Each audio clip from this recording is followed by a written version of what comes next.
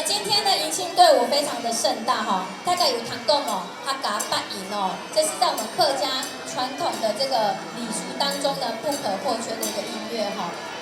那今天就由我们的客家八音呢，这个迎亲队伍呢来走着正前方哈。我们的客家彩旗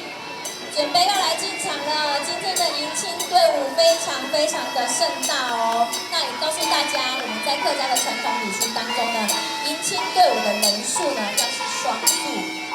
松松堆堆啊，翻呀。首先进场的是我们的客家彩旗，